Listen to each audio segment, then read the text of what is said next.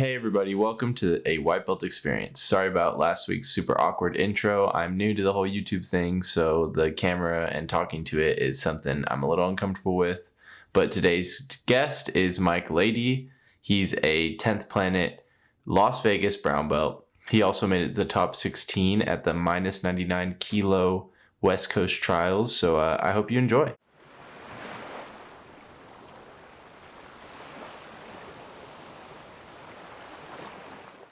We could just get started with you kind of telling everybody who you are and how you got started in jiu-jitsu and where you're going with it. Cool. Yeah. So I am Mike Lady. I am a brown belt at 10th Planet Vegas. I've been training for about 10 and a half years, and both gi and no gi, like intermixed in there.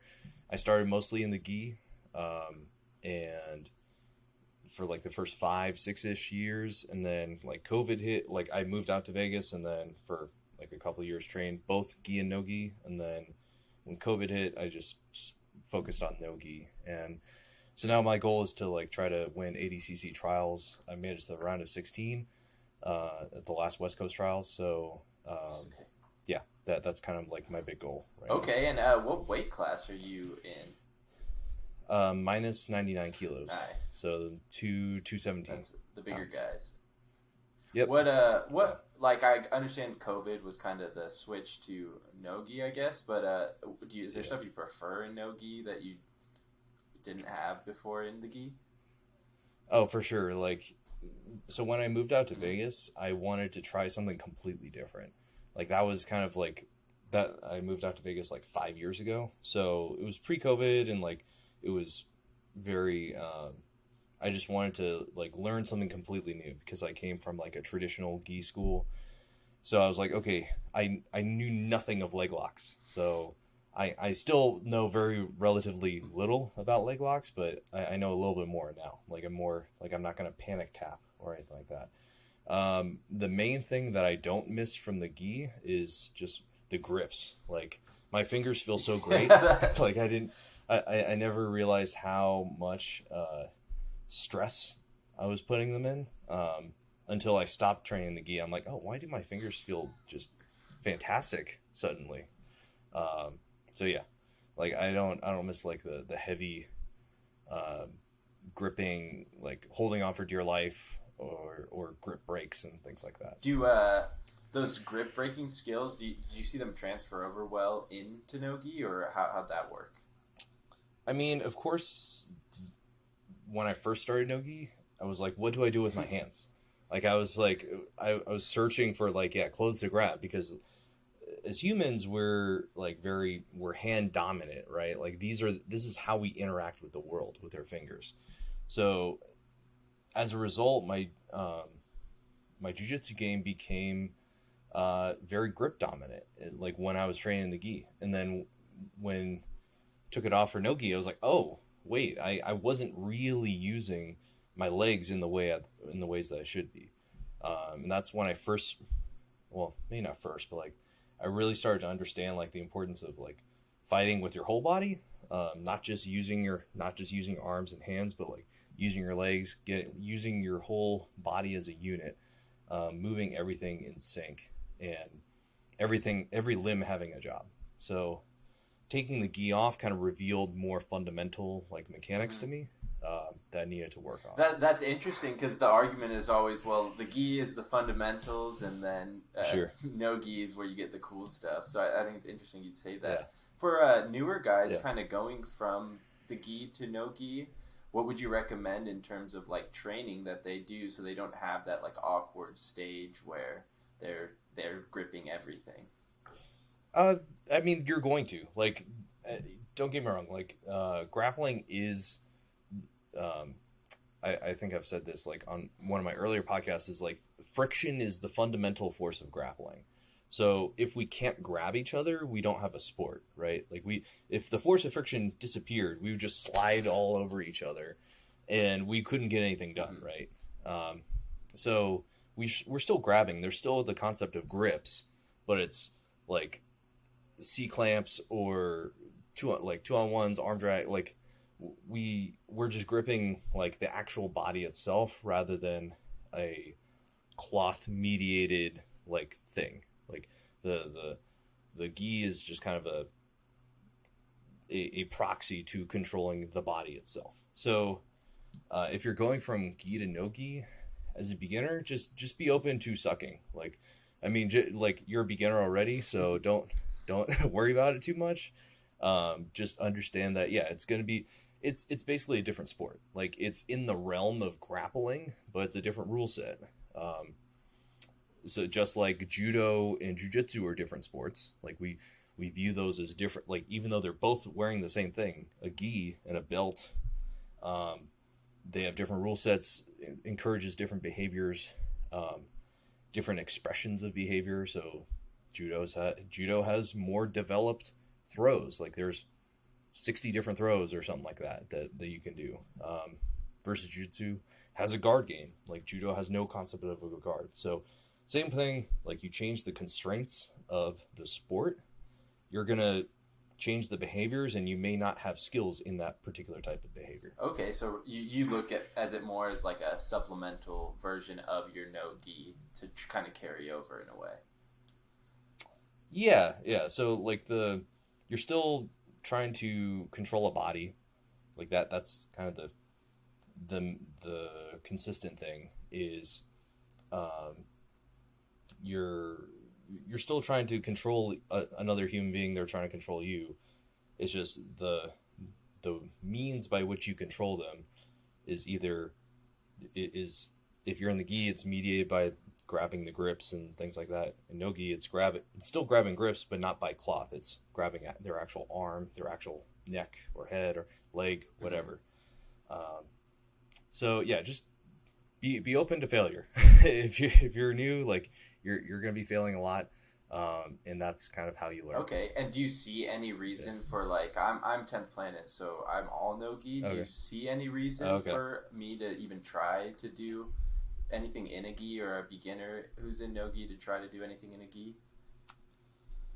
That is a good question. So I guess the 10th Planet system, I mean, depends where you train. Like, every 10th Planet is a little bit different. Like, we have the warm-ups, the 10th Planet warm-ups as like the base curriculum. Some gyms don't do the warm-ups, like we don't. So I guess I like the path that I took, because I went to like a traditional gi school. I got the traditional armbar triangle, like closed guard, like all the very like I don't know, the elemental parts, or like the tradition of the fundamental practices, I guess. Whereas 10th Planet, sometimes maybe it's a little bit scatterbrained. One week we're working on rolling kimuras, next week we're doing leg locks. There's more of a structure, almost sense of control. Like Danaher calls it, like the directionality of jiu-jitsu, where you for sure, like, the priority is to get on top, stay on top, drive through the guard, get through the guard, get to a pin, stay whatever, get to mount, get on their back, strangle them. Like that, there's a very like traditional direction of jiu-jitsu. 10th Planet, we're more comfortable with doing like more creative things, and getting into rubber guards and lockdown, and we're because like a lot of the rule sets, a lot of our guys compete submission only, so it's like, oh, it's okay if I like get swept into something that I like, a trap I set up or whatever, and I'm on a leg lock or something. So I think that tradition, I mean, of course it depends where you train. As long as you have that, I think that directionality, as long as you know where you're going, you know the preferred route is get on top, stay on top, pass the guard, mount, take the back, strangle him. Like that is the game plan. They're like, I train at 10th Planet in Las Vegas. Coach Casey calls it the script. That's how we want all of our matches to go. If you don't have that script, or if you don't have that nailed down, then yeah, a traditional gi school might give you that. If if you're 10th planet and you're just focused on rubber guard and like the more 10th planet stuff of jiu-jitsu. Yeah, that makes sense. I get it. I mean, and then like if you were to switch originally, like if it was your first time, what were something you wish you knew before starting gi, and then you end up going into no gi later on? What was something you wish you knew? Right. First time starting gi, I think. I mean, with jiu-jitsu in general, I guess, is like just relax. Like don't. It's counterintuitive, totally counterintuitive. Like I was told that in the beginning because I did wrestling in high school. Okay. And I was like, it's all like pace, intention, and like you don't want to give up anything. You don't want to give them an inch. It's all forward direction, like you're whatever leaning on the guy. I walked into triangles for 6 months, so like that doesn't help. That yeah. So I guess, and people did like try to tell me, hey man, you should try to relax. And I was like, no, what the fuck? I'm losing. like that was totally counterintuitive, and maybe that's reframing that as saying, don't try to win practice. Like try to learn in every round. Don't try to like win. Even though that sounds counterintuitive too. It's like, don't try to win, but at the same time, it's like, you should know what you are doing. You should try to know as much of what you're doing as possible. Okay. You should be able to like say, hey, I'm doing this because of X, Y, and Z. You should be able to stop anywhere in the role and kind of give a justification of like, okay, what am I trying to do here? Like apply as much thought as you can to your rounds. Because I mean, of course, as a beginner, it's just all chaos and it's exciting chaos, right? You have no idea what you're doing. But so I guess try to understand as much as possible what you're trying to do and what the goals are.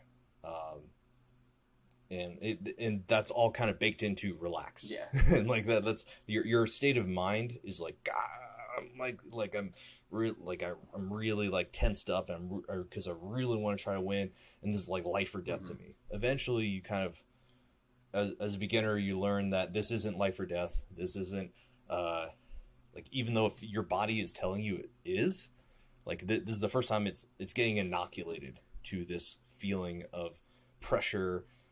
Somebody's chest is in your face when you're in mount, and like you're getting smothered. Like all this is all uncomfortable, and you have to kind of get used to it, and then your body will calm down, and then you'll be able to think. So that's kind of like the order of operations. Is like people say relax, but it's relax in order to think and be able to like plan your way out of whatever position you're in. And on that, would you recommend kind of going into practice with an intention of where you want to be at, so then you're already kind of like thinking, and it kind of helps? Definitely. Okay. Yeah, and I have a handful of things I'm trying to work on, just kind of as themes. Like I'm trying to develop a Kimura. Like I had like a big guy Kimura when I first started, 10 years ago. And I never really developed it after that because I was like, oh, I'm big and strong. I'm bigger than most people, so I don't want to like, I don't know, just that feels like a cheap way to win. But now, like I train with like he won't claim to be a Kimura master, but he's a Kimura master. Rich Castro, shout out Rich Castro. He's kind of convinced me. He's maybe come back around. He's like a small guy. He's like 150 pounds, and he Kimuras everyone. He Kimuras me. I'm 230 pounds right now. He Kimuras everyone. So there's mechanics in there that I'm trying to understand better, and it's not so much a big guy thing as just like I want to be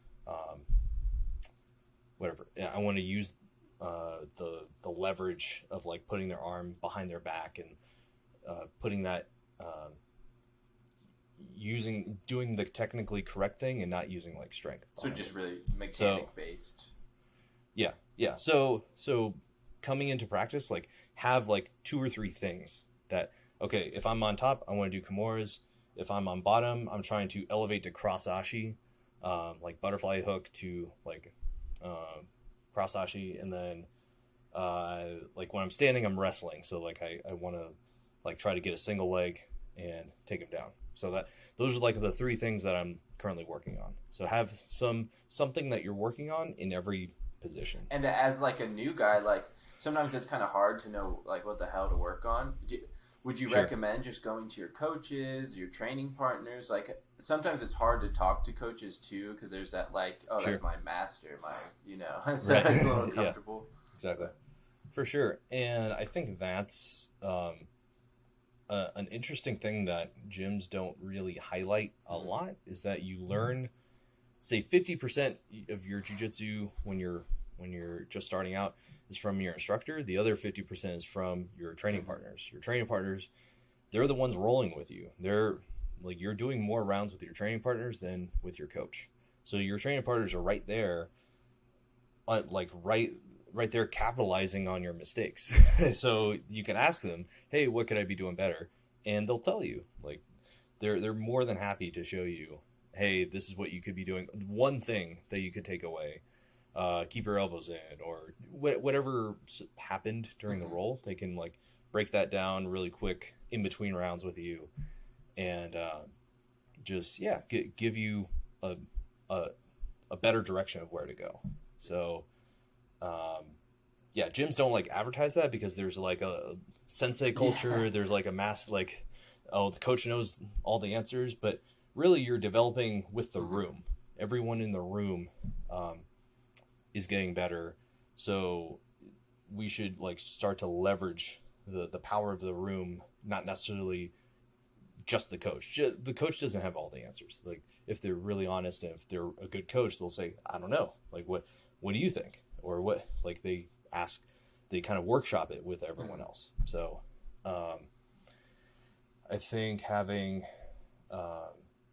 just try to learn from your training partners because they're the ones who are interacting with your game the most. Okay, and in terms of like coaching, do you think you should be kind of supplementing with this virtual coaching with instructionals and like YouTube and stuff also, or what are your thoughts on that?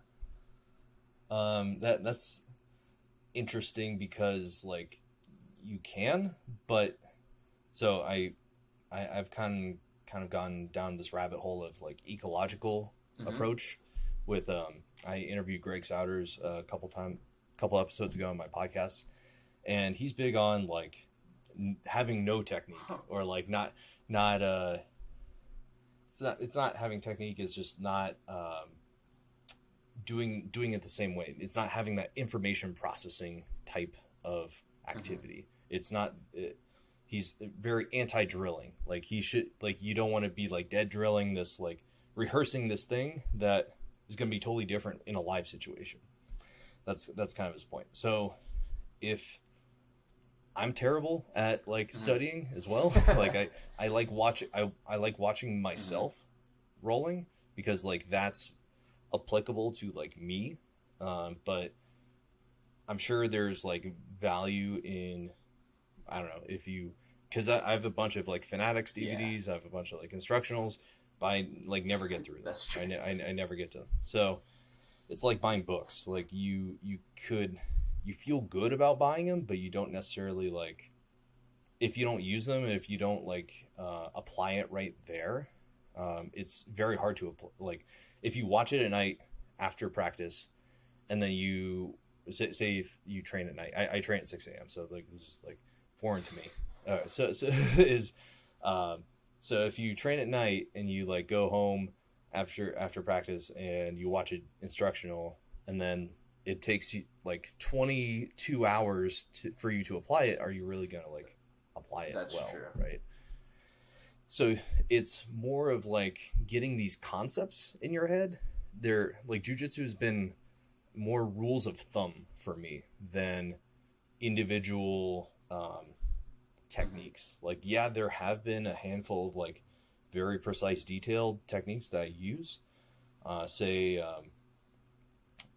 choke side up. So like if I'm on the back, and it's the arm trap, the straight jacket arm trap from Danaher. Like that's a new technology that was developed, and somebody had to, like, I had to watch Danaher's DVD, or I think somebody watched it and showed me it, and just kind of break it down. Okay, you trap, you get the cross grip. I don't know if I would ever discover that cross grip. Like, I don't know if I would have ever thought to do that. But so when you so you do want techniques, you want the kind of these endpoints of like invariant techniques. Like that cross grip is always going to be there. Like that is, but how you get there may be different. Like you want to kind of like live drill that as much.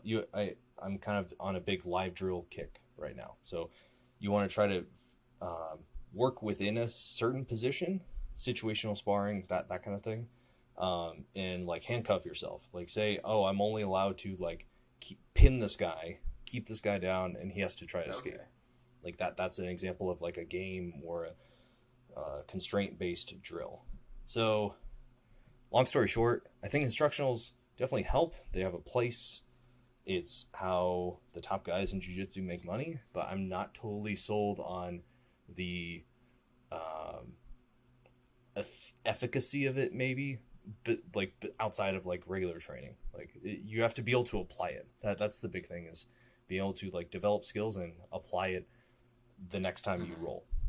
So do you think that is kind of an issue with the industry as a whole, and kind of how we set up our like teaching and doing our classes, and maybe if we taught more of like conceptual theories rather than just like specific move sets, we would go away from that? Or what are your thoughts? That's a very interesting question, because like people like to sound smart, myself included. Like that's why I have a podcast to talk and to sound smart. Like there's a little bit of an ego stroke of like being able to explain something and being the smart guy who knows all the answers. Like everyone falls to that, right? So everyone has that inside of them. So if this ecological approach and this conceptual approach, situational sparring approach is better, then what's the role of the coach? The coach isn't there to like tell you the 100 details of an armbar or the 100 details of a rear naked choke. They're just there to set up these games, set up these environments, these constraint based games, for you to learn. So you're doing the learning. It's not the coach explaining the 10 steps to take somebody's back or whatever, right? So it kind of it's almost like it's sort of the quote where show you if you tell me a man's job, like I'll show you, like if something along the lines of like, if you know where a man's paycheck is coming from, you know what he doesn't believe in, or like if somebody is like incentivized to not do something, then they're like, if they know where their paycheck is coming from, like say Danaher with 20 DVDs, like he's going to be very bought into like, hey, you need this correct information, or from on high, given from on high from Danaher to us lowly like people who can't figure it out for ourselves. Like there's sort of like a hero worship in general with jiu-jitsu, right? Like, oh, the Gordon is the best, so his technique DVDs are going to be the best, and they're the only ones that are worth buying. Well, that's, doesn't leave room for anybody else, right? Like if we just had that reasoning, which he does in his marketing, he's like, true. I'm the best. He says I'm the best. Like, why are you buying anybody else's DVDs? Like that doesn't leave anyone else to make room to make money in jiu-jitsu. And from this conceptual, like ecological approach where you're just setting up situationals and letting the students learn for themselves, now we're even like that's one step removed from that. Like now you're like killing the entire like instructional industry. So so it's centralizing versus decentralizing. There's that's always like, I mean, in work, in whatever, I'm a software engineer, like those same forces come into play. It's either we all centralize onto one shared platform, and then that platform goes down and like everybody's screwed, or we decentralize and we try to carve out our own little like niches of what we're all like good at and what works good enough, right? So yeah, it's an interesting thing to like think of, like what if we didn't have hero worship, and what if we didn't have the whole sensei. Yeah, exactly. Like Aikido, the grandmaster's called sensei. Whatever, apostrophe sensei. So do you think that taking, because we both kind of come from like the programming background, do you think taking that approach into learning programming can carry really well into learning jiu-jitsu, because they kind of have the same systems and concepts are big in programming? Yeah, it's the same thing. Like I view them, it's all learning, and I'm gonna plug my the college I went to, Cal Poly San Luis Obispo. Their motto is learn by doing. So that's all we did. Like the most I learned was like actually doing the work, like not reading from the book, like reading like that. There's value in that. I'm kind of like coming back around to that, to like because I'm like, programmers were like, oh, everything's free, everything's online, documentation's everywhere, but suddenly I have 100 tabs open and I don't really understand it. So I'm trying to piece it together myself. So I'm finding value in YouTube videos and in books of some like cohesive like story put together by one person. So maybe that's the argument for instructionals, is that it's one person piecing together a perspective on jiu-jitsu in a cohesive way. So you're not like just trying to pull off random Instagram highlights, highlight reel like moves. So yeah, exactly. So learn by doing is like kind of this core concept that I'm very interested in terms of like coaching, learning, and like how do we do that more? How do we like maximize our time doing that? Do you think a good kind of way that coaches should start thinking about that is maybe structuring the class and show the move and then they start live in the move? Do you think that would be a new way to kind of move the industry? Yeah, so Greg Souders, I'm just ripping off his framework right now. So he always does like he says you play the whole game every class. So it's not we're not just on half guard for a month and all of jiu-jitsu now is half guard. Like that, if you don't practice anything else, you're not gonna like develop in a well-rounded approach, right?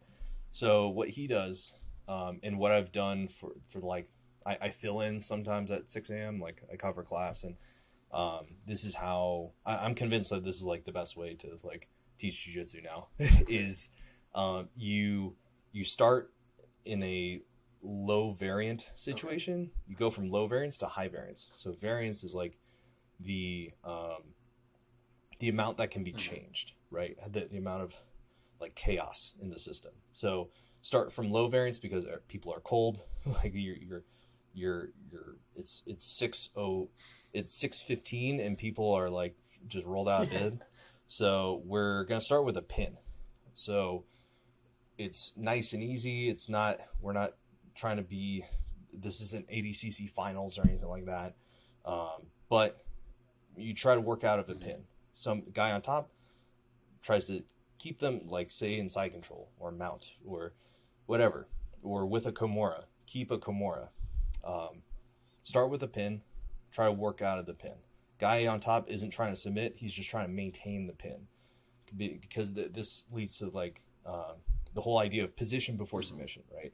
So you want to be able to control a position indefinitely. That's like the ideal, right? You want to be able to put somebody where they don't want to be and keep them there indefinitely. So start with a pin, work on that for like 3 minutes each partner, top and bottom.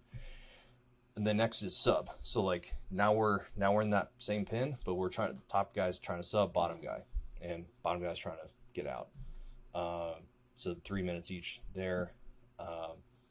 Next portion is like guard passing. So like retaining guard and then passing guard. Like that's see how that moves from like a very like static position, like pinning, like escaping, and that there isn't a lot of movement there, to guard passing, like open guard. There's a little bit more movement there, but bottom guy still isn't moving around all that much. So do like some like guard passing drills and like some games with regards to bottom person trying to retain guard, top person is just only trying to get to like foot beside the hip, and then like keeping the game going from there. And then end of class, last like 15 minutes is like stand up, but it's not just open. It's like, okay, start with a single leg, maintain the single leg for as long as you can. Bottom guy or guy getting shot on, he tries to escape. So everything it has to do with increasing the skill of control, of increasing the positional dominance. That's the idea that I like the most out of this, because trying to hold somebody in a single leg is really fucking hard.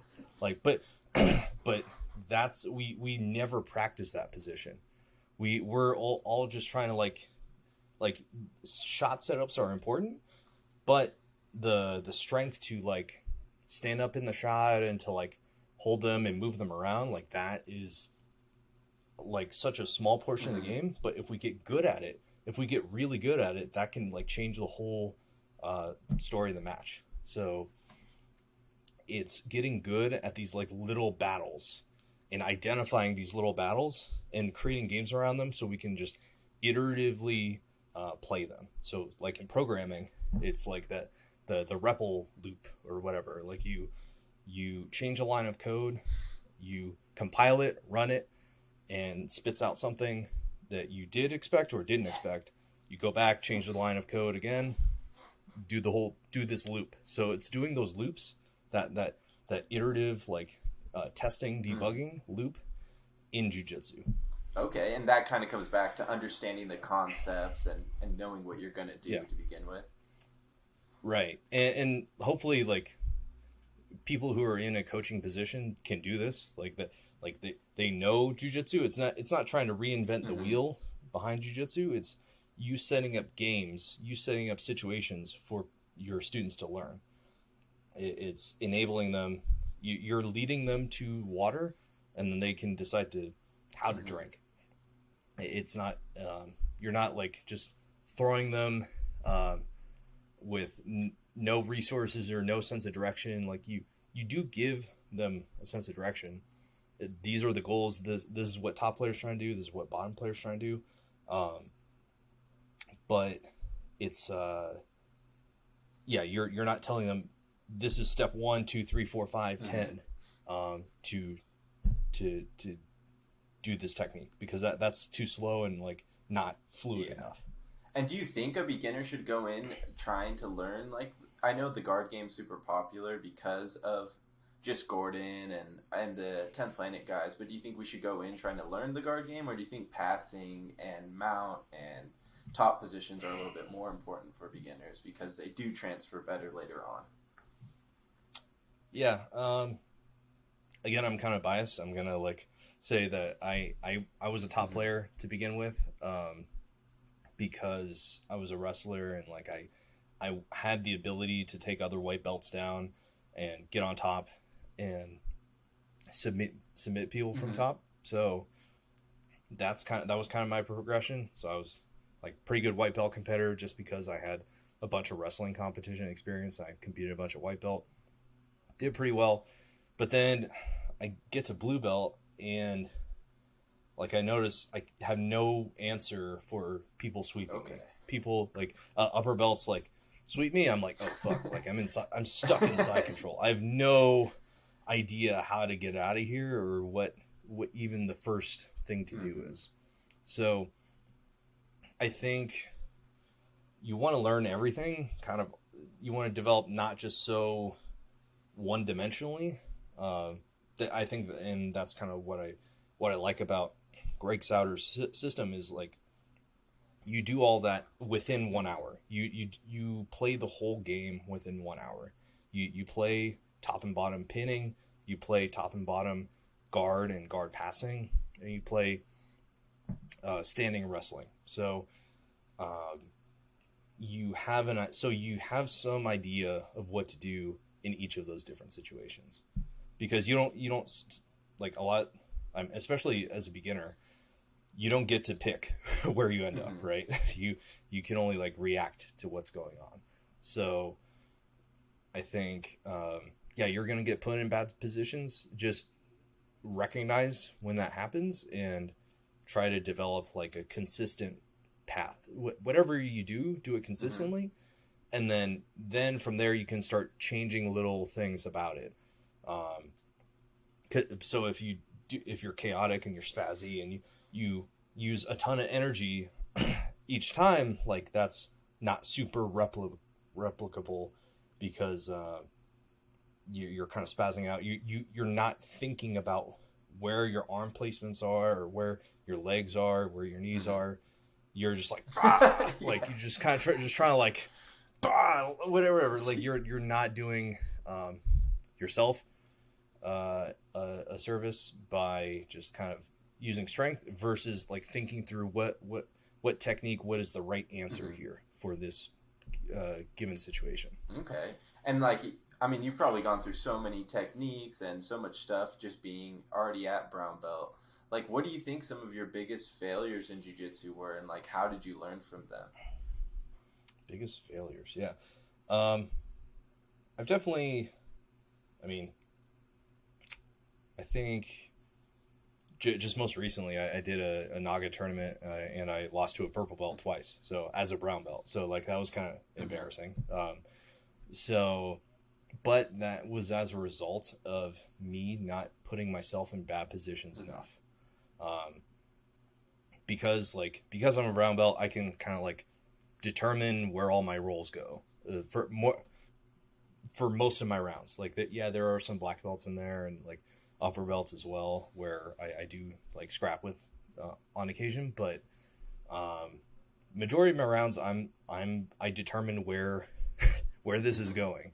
So I need to like work on my defense more. And that was like a big wake up call for me. It was like, oh shit, like I got tapped with a Kimura twice in this tournament because I never work Kimura defense. Like I have no idea where I am, like where I'm safe, where I'm not. And that kind of coincided with me like getting into this Greg Souter stuff. Is like, oh, I should just be doing this as part of practice, as part of on a routine basis, like every day if possible. Let myself get into a bad position, escape out, and then go from there. Like that's to like start to like feel out and like shove the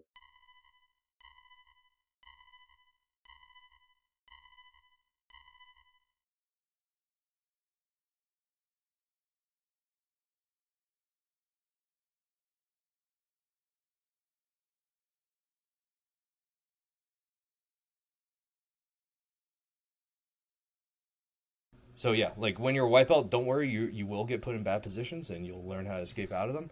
And there is a future. There's a future. There is a future in which you will be the more dominant person, and you'll have to allow yourself to go back into those bad positions. So it felt very full circle kind of thing. And now that you're like kind of studying and stuff, you work a full-time job and you're training. Yep. How are you balancing that? Because in jiu-jitsu, you pretty much have to work a full-time job. Yeah, there is no money in jiu-jitsu. Like the people who are jiu-jitsu full-time, they have like real like stable jobs outside of that as well. So I wake up at 5 a.m., train at 6 a.m., and I have my first work meeting at 9. So that works out best for me. Like whatever, class starts at 6:10, and then we go to like 8, maybe hang out till 8:30, and then that's like my heart out, and I got to drive home and then hop on Zoom for my first meeting. Like that's my usual day. So and then I try to like lift weights at lunchtime. I have weights in my garage, so I don't have to like go too far or anything like that. So I don't know, just kind of like I work from home, so that's another plus. Is like that's I worked really hard to like get to there. This was like pre-pandemic, so like I moved out to Las Vegas. I work remotely 5 years ago, so that was unusual to work remotely, and now it's more common, and I think that's a positive thing for anybody with like a real 9-to-5 job to like try to massage their schedule to allow them to train either like at lunchtime, you dip out for like a 2-hour lunch instead of 1-hour lunch, or like you cut your day a little bit short and you go to night class or something like that.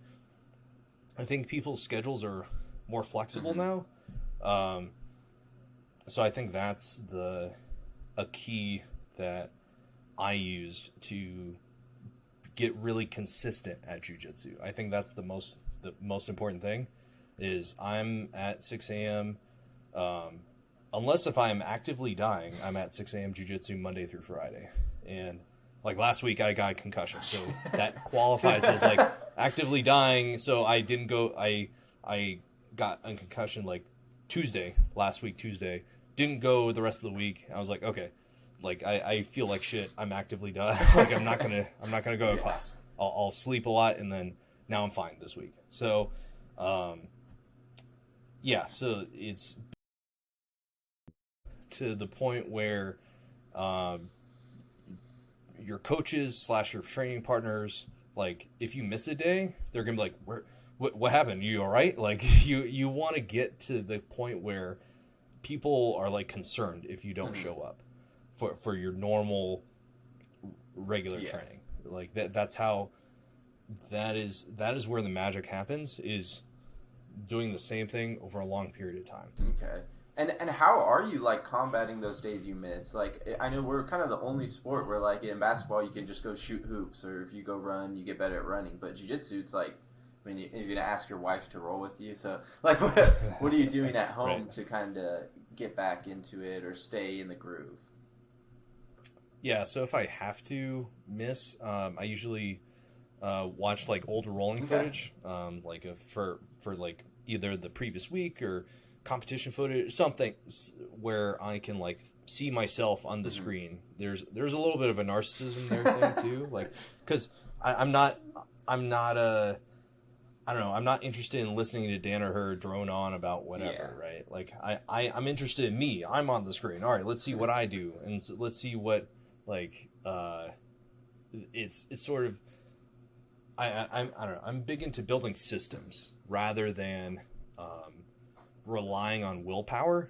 Like discipline equals freedom is like kind of like it's sort that feels very macho and like rah rah, like just go fucking do it. I would say establish systems and routines that you can naturally kind of fall into, and that they become patterns in your life. So you shouldn't be like white knuckling every day of like, oh, I'm gonna be the fucking best, and I'm gonna like, you have so much tension and you're really you don't want, like, that's not sustainable. Like you're like any say New Year's every year, people are like, oh, I'm gonna go on a diet, I'm gonna like work out real hard, and I'm gonna eat real clean, I'm just gonna eat chicken and broccoli like the whole year, and by day 2 they're like, oh, this is really It sucks. like plain, and like it sucks. Like we crave variety, so try to work systems that cater to that variety, like that sense of like newness. Like if you watch yourself, it's like, oh, I can see this perspective on my game that I don't like. I'm only here, right? Like when I'm rolling, like I'm right here, like looking at the guy. I don't see it from this like third person perspective. So I think that's getting back to your question. If I have to like miss time, or if I'm like as a supplement, that's my main thing. Is my main way of studying is watch rolls. Watching my own Okay, rolls. so you should be recording. You'd recommend recording your rolls even as a beginner? For sure. Okay. Definitely. Even though you may not know what you're looking at, that's the caveat I give, because it's like you don't know what looks right. Maybe as a beginner, I don't know. I only started this like 8 years in, so I'm not sure what the effects are at one day or 1 month or 6 months. I'm not totally sure how useful it is. But I think it is. You can tell like I mean you know the result of the roll, right? Like you already experienced it, so you can be like, okay, what did he do there to get me, and break it down and like play like loop back, repeat, debug. And just kind of like debug. Exactly. It's all looping. It's all like figuring out. Okay, like that's where you can get into step by step by step. To try to create a concept for yourself. Because we are doing that for ourselves and we're doing the work. We're not just being told, oh, the coach says this is the 5 steps to doing this. This is you becoming your own coach. You being like doing it for yourself. You are doing your homework of, okay, he came up to dogfight on me. How did he do that? Oh, he used his outside leg to pull my leg, and he had an underhook. Okay, so maybe I should like try to repummel that underhook and not let my leg get caught like that. Like you can start to do this yourself, or if you have legitimately have no idea how to do it, then you can take it to your coach or your training partners and ask them for a private or something like that. Just, hey, can you like help me break down this film, and be like, what are some options that I could do here? So it gives you like an artifact that encapsulates your game, and that you can kind of share it around, and like now it's like transportable. And I think there's websites too called like Technique. Have you heard of that one? I think it's TEKNEEK or something like that, where you can pay people to like review your footage, like your either competition footage or your roles. That's sort of another way for people to make money in jiu-jitsu, and for newbies to get help. Yeah, because that's one thing I figured out. Because I ran a subscription instructional site, Go Grappling, RAP. I shut it down because Instagram subscriptions basically did the same thing, and I was like, there's no point in us doing this anymore. That all like the vast majority of people in jiu-jitsu are beginners, or white and blue belts. So you want to cater your services as an upper belt to like serving like that, people who just started and are like rabid about like getting better, and they want to get better and faster, and the first year is like just fucking crack. It's like you are obsessed, you are addicted, you're like at least it was for me. I was like, white belt went by like that. As soon as I got my blue belt, I was a blue belt for 6 years. I was like, oh shit. I saw how far it was to get to the next level, because I put so much effort into white belt. I was like, oh, I want to be the best, so I want to whatever, like get better so much faster. Like it was all consuming. But like as soon as I got my blue belt, I was like, oh, I did all that effort at white belt, and now I'm only here. I'm only at blue belt, and like. This is gonna be like there's 9 more years of this till whatever, allegedly 10-year black belt kind of thing. Didn't quite work out that way. I kind of was inconsistent in the middle there, but like it's dope that you're starting this beginner white belt podcasts to help the vast majority of people in jiu-jitsu. I noticed it's kind of like I really studied like the programming industry and how similar they were, and I just realized like everybody has to start somewhere, and we're also in something that is like crazy huge. So I felt like we need to dial it down. But in terms of like also training, are you weight training? Because that's another aspect that I think people tend to overlook a little bit, but it's coming in more to the sport. Or do you weight train? Yeah. So I do kind of a variety of things. The thing that I feel like will fuck up people the least is like club bell and like mace, like swinging training.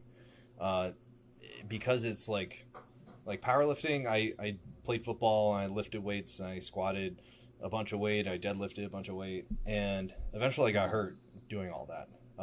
I still do those things, but I don't have I'm not excited about trying to get to a certain number in weightlifting. I don't want to. I don't particularly care about squatting.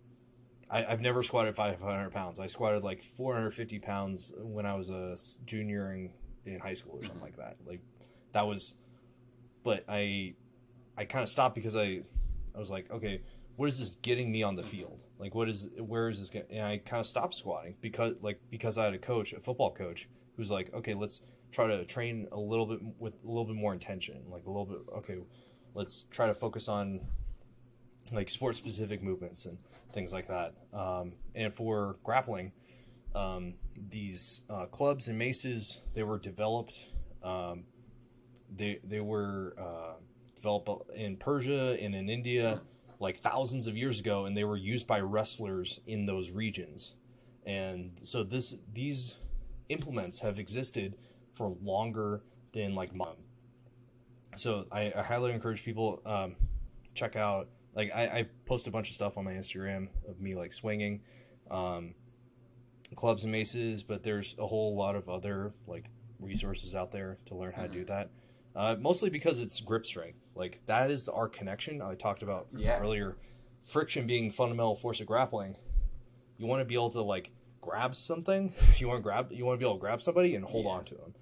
And doing it in a way where you're rotating, that's gonna fuck you up the least, because that's all athletic movement is rotating, is some form of rotating.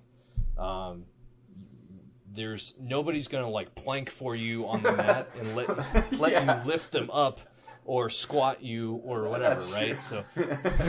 So the thing that I do for deadlift the most is I pick up a kind of it's a heavy medicine ball. Like I have a 90-pound version. I've got 150 pound, 200 pound, 90 pound. Throw it over my shoulder, and that's like kind of like throwing somebody. Like I grab it like gable grip, and I lift it up, and it's kind of like the Atlas throws. It's like an Atlas stone kind of lift, or if I can't totally get it, I cup it, and it's like like I'm body locking somebody. I'm training these muscles that in the way that I'm going to use them on the mat. So, yes, there is something like to be said for GPP, or general preparedness, general physical preparedness or whatever, but and there's something to be said for like undoing the positions and postures you do in grappling, because we're all like fucking hunchbacks, and we're all like in here, we're hunched over our computer screens. Yes, you should be like doing something that engages your back and like opens you back up and gives you good posture, but like you also want to consider what you're doing to apply to your sport, and how is it helping you.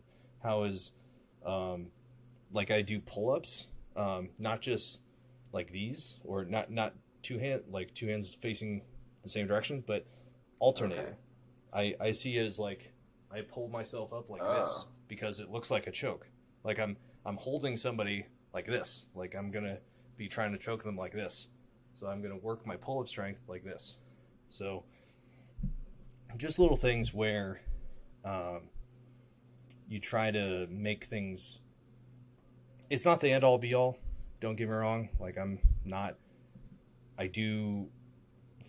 Strength is a key factor, but the big leverage in literally moving leverage and like having leverage is in technique. So never miss a day of jiu-jitsu for weight training, but like we're not that's not the point, but do something a couple times a week to supplement, to like unfuck your body, because if you're balled up doing guard work and doing barambolos and shit, like you want to be able to kind of stand up and expand and like engage your back to keep everything balanced out. Like you don't want to be too your body wants to stay relatively neutral, and then if you like twist yourself too much in any one direction and do the same motion over and over and over, you kind of want to do the opposite thing to kind of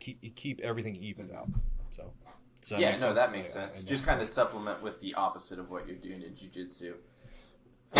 And on supplements, I mean, it used to be a little less big and controversial, but in terms of supplements and kind of the industry in jiu-jitsu, I think as a beginner, you go in and you see the top guys are like, they're on steroids and now they're open about it. What are your thoughts on that as a beginner and someone who I did come from like a weightlifting background, so that was always something I was aware of, but like it kind of looks like it's the option if you're going to go pro is looking into that. And what are your thoughts? It's funny you say look into it like Eddie Bravo. Yeah, that's just too much 10th Planet for us, I guess. Right? Yeah, exactly. It's not for me. I don't know. I do this for like I mean, I want to do it forever. I want to do jiu-jitsu forever. I want to be the last person standing doing jiu-jitsu. Like I see that as like true victory is like being able to do this for as long as I can, because that like the amount of time you have to master the sport, that's the main thing. Like so like I see a bunch of young guys go to or night class and they get fucked up. They're going to war like every night, and they're treating every night like a competition, and they get hurt, and they have to take like a week off here and there, and like their training ends up being very spotty. It's very like sporadic. Whereas we don't try to kill each other all that much at 6 a.m. and we're all super consistent. Like nobody ever really gets hurt. Like nobody, like you never hear like an like the scream taps. The scream, like I mean, I scream tap to like to make sure I don't get hurt. Like that's I'm like tap tap tap like to really ensure that they let go on whatever. So, there's something to be said about longevity and using substances to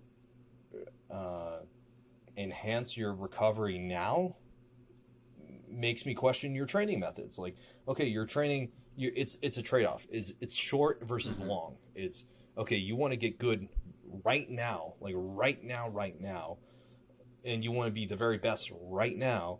Okay, you can do that, but it's going to come at the cost of like 10, 15, 20 years at the end of your life. Like you're not going to be as healthy. Your internal organs are going to get all fucked up.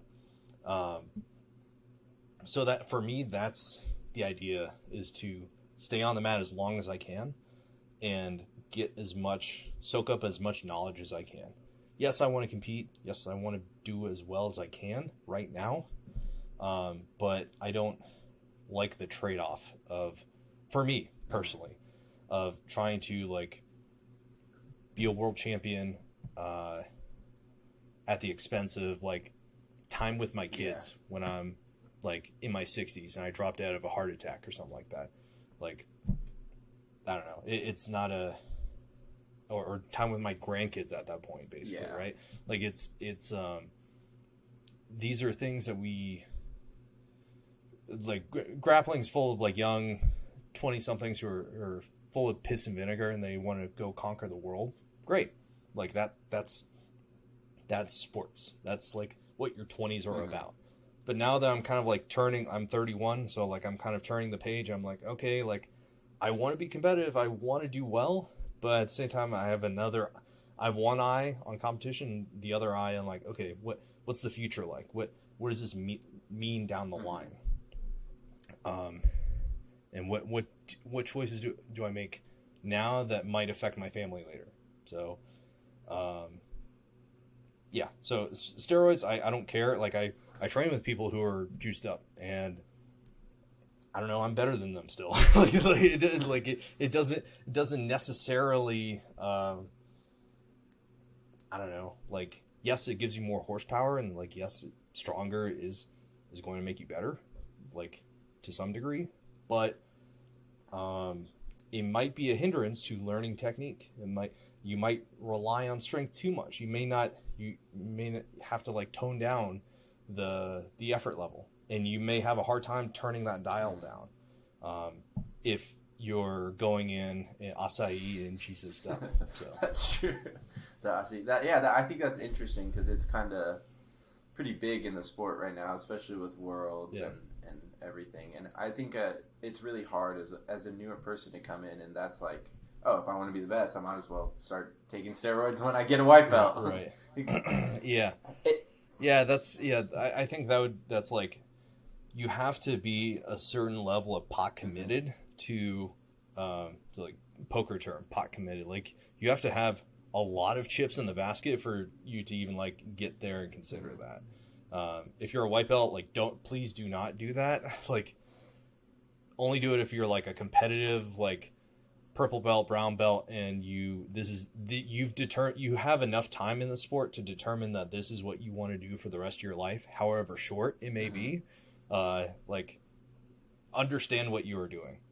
Like as a white belt, this may be like, you may just be in the white belt like honeymoon phase, and you get your blue belt and then you disappear, and you took all those steroids for nothing, right? Like if you're gonna do it, like make sure that this is something that you really want, and that this is something that you know is going to like probably negatively affect you at some point in the future. Okay, so just be cognitive with what you're doing. Yeah. Be aware. Just like know what you're doing, or understand what you're doing. You're changing your internal body systems, and in a exogenous way that is not going to that we have no idea what the effect is going to be 10, 15, 20 years from now, 30 years from now. Yeah. So. And then, like, I'm kind of on the belt system and how that works. Like, do you think that we hold on to belts a little too long, or do you think it's just the right time? And I think that's a place a lot of people get stuck in, is like, hey, when the hell am I going to get my blue belt? Or like, I got my blue belt in a month, and now I'm losing everything I do. Sorry. No, you're good. Right. Yeah, let me just check. Okay, I got plenty of time yet. Yeah, belts are interesting because it's like, for blue and purple belts, it's okay. Blue belt is, yes, it's a good achievement, but it's like the first one, and you'll if you stick around long enough, you're going to get a blue belt. Purple belt's a little bit less so, because like now you kind of represent the gym at that point. But what does this mean in like no-gi? Like we have to kind of eyeball it and be like, I guess he's a black belt or brown belt, purple belt. Like, I don't know. Purple belt and up, like purple belt is the first belt where you're dangerous to everyone, where you have enough good stuff to like take on some of the best people, like, or at least some of the best people at your gym. You start giving them problems, even though they're probably experienced enough to deal with your problems. You'll start giving them problems. So I don't see it as like a. Sorry, I need a cough. No, you're good.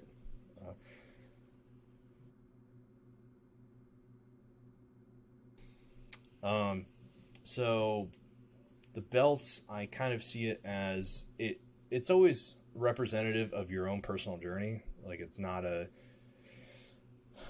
hard to say what a purple belt should be, or a brown belt should be, or a black belt should be. Like it's going to depend on the person. Yeah.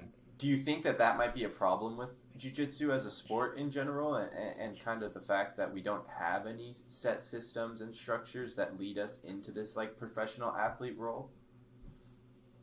I mean, okay.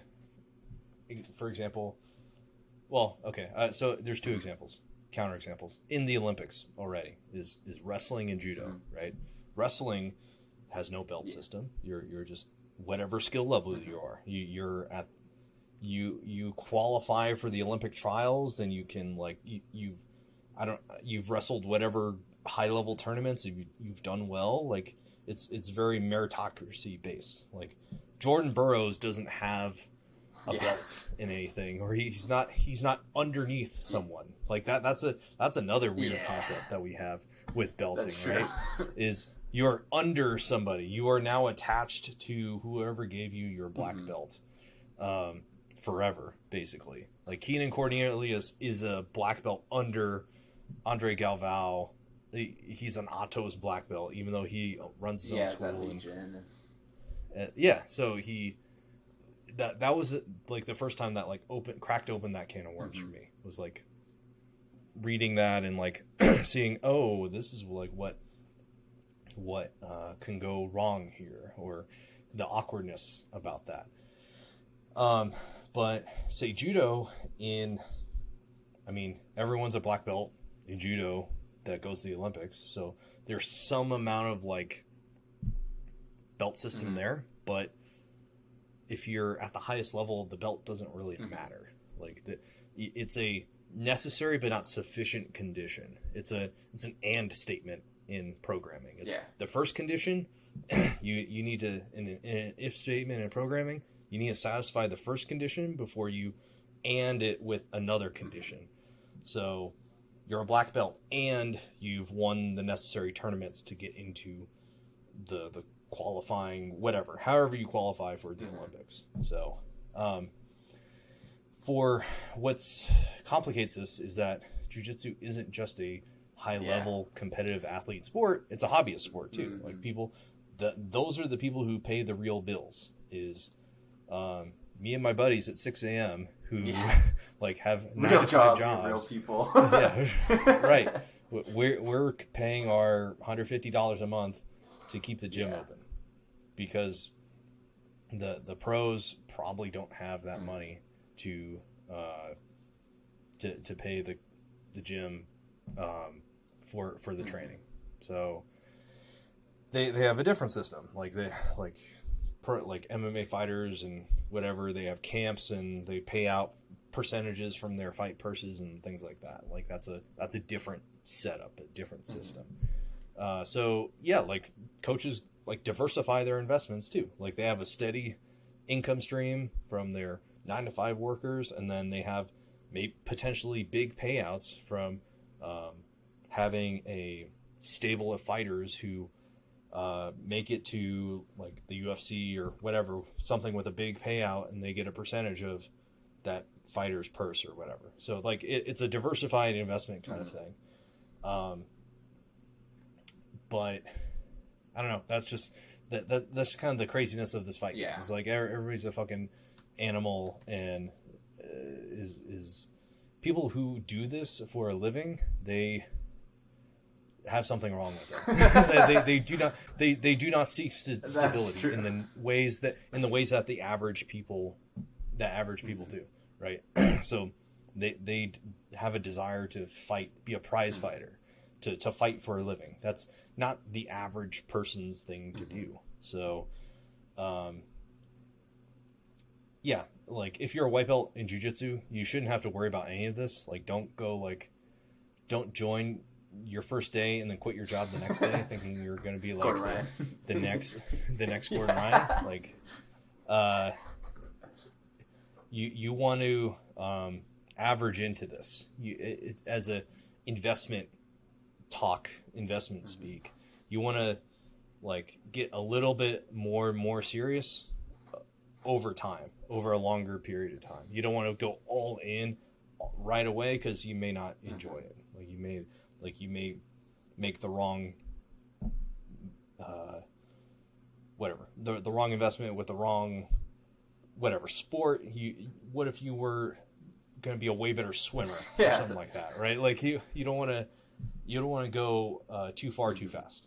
I guess you don't want to get that serious if you haven't done the requisite serious work within it. So just getting those basics down. And in terms of like making the right investment, how do you pick that right coach for you? Because sometimes you get like the guru coach, and sometimes you get the cool coach that smokes weed with you but never shows you any moves. So yeah, exactly. And that's kind of up to you. Like that's the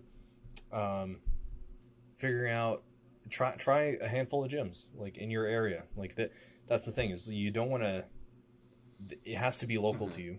Like it has to be within a reasonable driving distance that you're willing to do every day or most of the days of the week. Like it has to be close to you, and you have to like gel with the coach in the training environment. Like I said, like if you start, you're going to learn 50% of your jiu-jitsu from your coach and 50% from your training partners. So if you go there and the training partners are like cagey, they kind of keep to themselves, they're like not welcoming, then that's not a great environment for you to be in as a beginner, as a new person. But if everyone's super welcoming, super nice, and be like, oh, hey, nice to meet you. People like understand that you're new and you're a beginner. Like they show you, they help you out with certain things. Yeah, that's probably a good environment for you.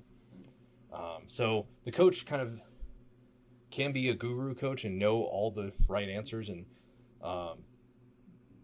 have all the technique possible in his head, but it's his ability to set an environment and set the class, the people there in such a way that they're super welcoming. And so what does BJJ mean to you?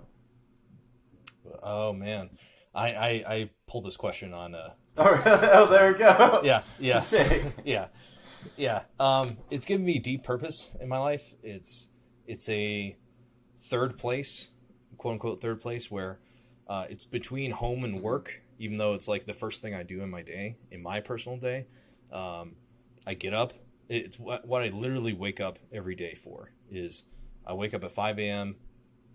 The night before, I go to bed early because I know I want to wake up early at 5 a.m., go to jiu-jitsu at 6, and train. And I've trained at 10th Planet Las Vegas for like 5 years now, and I've trained with some of the same guys for all 5 years, and like we're super close.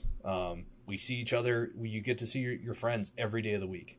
That's very rare in adult life, where most times people see their friends once a month, maybe, like or every other week, and that might be too much. That might be too often in regular adult life. But humans are social creatures. We're meant to be in relationship with one another, and jiu-jitsu kind of checks a ton of these boxes. I have a post a while ago about like how many different boxes this checks, but it's like the most it gives my life meaning in terms of like something to train for, to like compete. Like I'm able to compete at this like crazy weird high level that I shouldn't be because I'm like just a fucking working stiff, but somehow I get made to the round of 16 That's awesome. in ADCC trials. So it's this weird like kind of vision quest kind of thing for me, where I want to be the best possible grappler, but also I want to be the best at everything. Like the jiu-jitsu is just a physical representation of how we can progress in everything at life. So that's what it means to me. Well, I appreciate that, Mike, and let's just tell everybody kind of where to find you, and then cut it out there. Sure, awesome. At Mike Lady on Instagram. I think probably on YouTube as well, but like I'm mostly on Instagram, so follow me there. Humans at Grappling podcast.